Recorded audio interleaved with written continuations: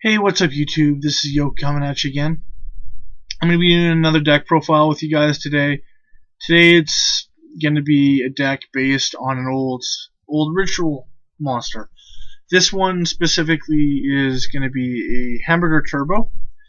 I'm not sure what the original person that made this deck named it, but that's what I'm calling it. Now, the person that made it, his name is Cameron, his name is Cameron Morrison. His YouTube channel will be linked in the description below. He was the person that made this deck profile, and I actually quite enjoy it. So the thing is that I went and I talked to him a bit about it online to get kind of his idea on his thoughts on it and stuff like that. And so he kind of gave me his reasoning behind a bunch of the card picks. Now, I really enjoy what I see here. This is quite appealing. There's a couple things that I would change, but that the stuff that I would change has more to do with personal preference more than it is anything else. It has nothing to do with how well the deck is built or nothing, but the deck is really, really well done. So, might as well to get started on the deck profile. And so he starts things off with a pair of Watt-Tail Dragon. This is just a generic level 6 vanilla light type monster that you can use in the deck to help yourself push forward on the summonings. Then you've got your two Gemini Garnets. You don't really need to explain that. It's the Brilliant Fusion Engine. And then you've got your playset of each of the Jews, which is Manju and Senju, as well as a pair of Sonic Birds, which allows to have extra speed in the deck and stuff like that. So it basically allows you to deck thin a lot quicker. Then you've got your two Saphiras. These are used specifically to speed the deck up. It's really nice in the fact that when you summon it, you can draw 2, discard 1. It speeds the deck up, gives that little bit extra turbo feel to it. It allows you to get to your pieces quicker and stuff like that. So, which is what I really like about it too. Also, Saphira allows you to grab a hold of your vanillas from your graveyard so that you can do some more ritual summoning. You would highly prefer to grab your Watt-Tail Dragons from your graveyard rather than your Gemini Garnets because of the fact that your two main ritual monsters in the deck are level 6, and so you only need one Watt-Tail Dragon to summon your ritual monsters as compared to 2 Gemini Garnets for 1 summon. And yeah, and then you got your 3 Hungry Hamburgers, your 2 OP Please Ban, your main monster of the deck.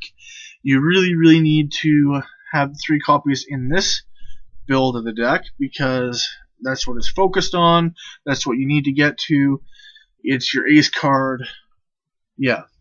And then you got your pre-prep, which is mainly used for your instant +1. It searches your rituals as well as your ritual spells. It's a pretty good all-around card. Allows you to deck thin a little bit quicker. Then you got your playset of Carved Demise. Now this card allows, yes, I realize you stated specifically to me, and I also realize this too, that especially since you're going to be ritual summoning, you usually nag pretty hard. What you do is you ditch your hand and then you activate this to draw your cards so you got stuff for next turn. That's basically what it's used for. And then you got your single copy of Preparation of Rites. Well, it's a really good card. You can really search your rituals and recycle your ritual spells from the grave. There's no reason why you wouldn't run this card. It was real clutch in the Necrolis format, just to be able to grab stuff when exactly you needed it and stuff like that. You just don't really want to not to run this card, so it's there. And then you got your play set of your advanced ritual arts, which allows you to ditch your Watt-tail dragon for your Saphira or your Hungry Burger, your main ace card of the deck. Run 3 just because you can. You got your Heim of Light to get. It's basically to get Saphira. You can save her from destruction as well. You run the 2 copies of the Heim of Light. Then you run your 3 copies of your hamburger recipe, obviously because of your playset of Hungry Burger. Then you got your pair of Twin Twisters, which is there to be able to get rid of back row, and your opponent's pendulum scales as well. It's just a good general spot removal card for spells and traps. You got your playset of Brilliant Fusion, obviously for the Brilliant Engine. I personally prefer the 3 Brilliant Fusion to 1 Garnet, but if you don't like the 3-to-1 ratio, a 3 Brilliant Fusion to 2 Garnet is a really good other option for it. Like, I know personally, like I said, 3-to-1 is my personal preference, but a 3-to-2 is also a really, really good option. It's usually an option. The 3-to-2 option is the option that I would suggest if you don't want to run the 3-to-1 option. And then you got your playset of Solemn Notice, or as they call it here in the TCG, Solemn Strike. All I gotta say is broken card is broken card, so why won't you run it? Got your playset there. Then you got your playset of Gem Knight, Sapphire Knight. Now these are there obviously for the Brilliant Engine. All of your monsters are light except for Hungry Burger. Everything else is light. So this Gem Knight, Sapphire Knight allows you to deck thin through the Brilliant Engine, and it also allows you to be able to play your 2 Jews so that you can XYZ summon, or you can get a Sonic Bird and a Jew, or like if you drew a Garnet, you'd be able to go Garnet, Sonic Bird, or like Sonic Bird and a Jew, or like a Garnet and a Jew, or like you can go like Jew tribute summon for Watt-tail or whatever. Like, it just allows you your double normal summon right when you need it. Then you got your double copies of number 39 Utopia. It's a good card to get over your opponent's ships if your opponent's playing Cosmos. Obviously, you'd want to try to get Abyss Dweller out on board before you can get 39 Utopia out on board, but you do what you can. Then you got your copy of the Photon Strike Bouncer, mainly because of the fact that basically because of its effect. Negation is pretty decent. Like, you don't really, like, you gotta play a couple rank 6s in here other than just 39 Utopia, and Strike Balancer is a pretty good card to slide into that slot. Then you got your Beatrice. It's a really good 2800 booty to sit on. He had stated to me that he kind of thought about running the Fusion Dante in the deck so that it can have like something to float on more or less, but that's just kind of an option to really think about and tinker with a little bit. Then he had Carnagorgon. This is a really good rank 4, really general one, especially if you don't know what to throw in. This is a good card just to throw into your deck. So, like, why won't you run it? Number 50, monster removal plus 1,000 points of damage. Could be game changer, could force you to win games, stuff like that. You got number 106, really good for the Teller matchup, as well as the fact that it's just a really good general rank 4. Obviously, you got some better ones that are running around like Castell, but number 106 is a really, really good card to play, even if you just want to play it just because you want to play it. Castell, obviously, it's required to run the deck if you play rank 4s. I can't stress that enough. Doesn't need an explanation. Diamond Dyer, spot removal. This card's been in and out of style, left, right, and center. It's recently come back into style just after the Necroz format come around. I didn't really see it really popping up in popularity, mainly because the Necroz format was a very low trap card format, so like that Diamond Dire kind of disappeared for a while and stuff like that. You got your Daigusto Emerald, obviously, because monster recycling abilities, and then you've got 4 vanillas that you run in the deck, so if you really need to special summon a vanilla, you could do that as well by summoning your Garnet or your Watt-Tail Dragon. Then you got your Abyss Dweller, obviously, for your PK Fire, your Pure Burning Abyss, and your Cosmo matchups.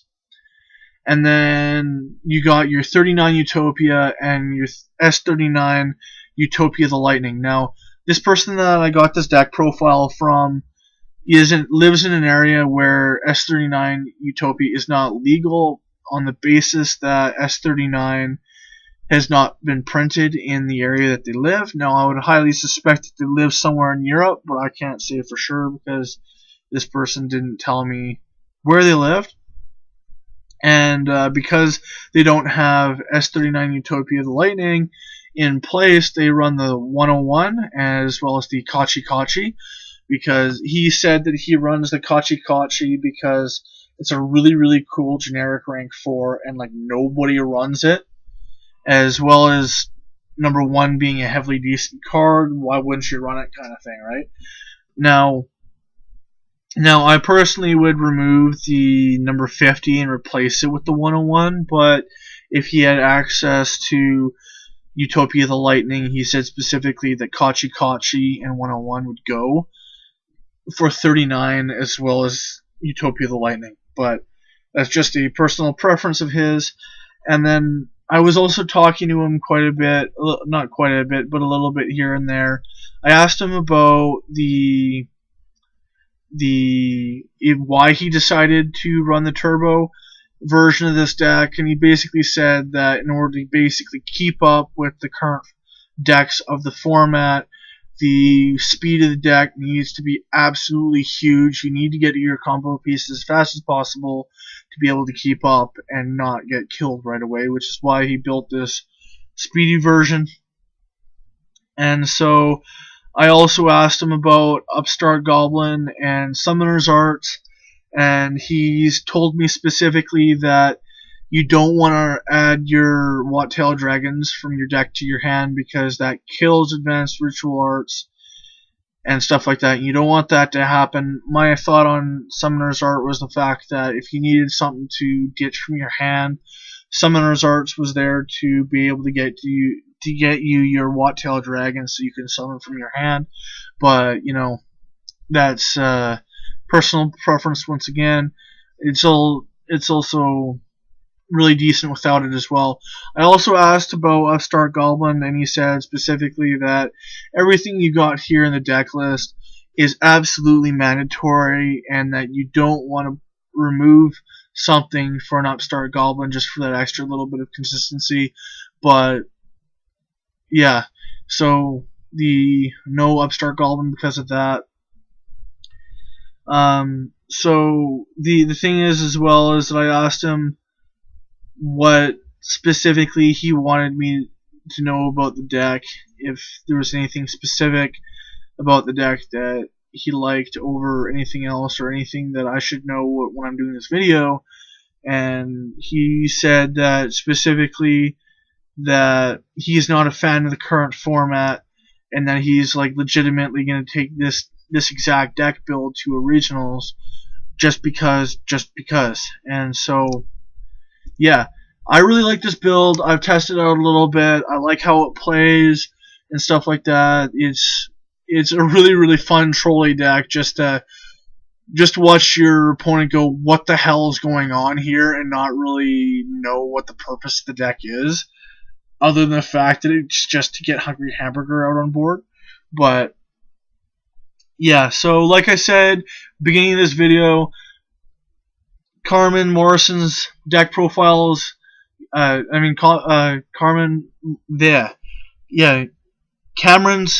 Morrison's YouTube channel is going to be, link to his YouTube channel is going to be in the description box below, so please go check his profile out. his channel out. Also, if you like this video and to show your support, please like and subscribe. Like this video, subscribe to my channel, and go subscribe to Cameron's channel. And yeah, thank you guys once again for watching, and I'll see you again in the next video. Yoke out.